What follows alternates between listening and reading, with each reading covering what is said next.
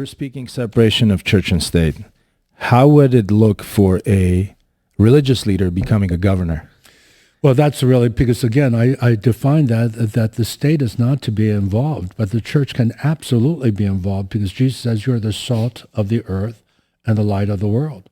Now, think about those two metaphors because back in the days of Jesus, there was no refrigeration, and salt was to preserve the food.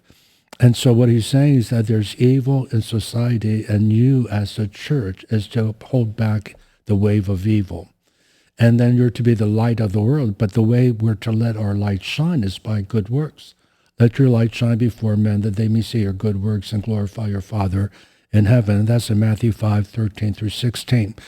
And so I cite the verses so people could look it up and see for themselves what I'm quoting. California is a very diverse state, maybe one of the most diverse states in the entire union. Yeah. And having a pastor as a governor, Yeah. how do you pull people together? How do you make sure everybody's on the same page and they say, you know what, Governor Ché is looking out after us as well? Well, there are a number of things I have to say about that because I feel that as a follower of Jesus, we're mandated to love God, love people. So people are the priority.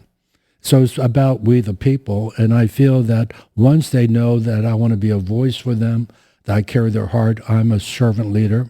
Jesus taught pastors, if you want to be great in my kingdom, you must be a servant of all. And what we have is we have a totalitarian reign where it's a supermajority that's running California, and they have really messed up the state because they're not thinking about the people. We have 35% of Californians living in poverty now. And so the mandate that God's given to us as pastors that we're to preach the gospel to the poor. In other words, we're called to reach out to the marginalized, the fringe of society. And so I feel that of all the people, I'm not a politician, but I feel in this situation it's good I'm not a politician. But to have someone that's a shepherd, as a pastor, who's a family man, because I feel the family's under assault to bring family values, to bring biblical values, just common sense values. What do you tell to those people that don't have those beliefs? They don't have those biblical beliefs. That's okay because I feel that I can make a case just through common sense.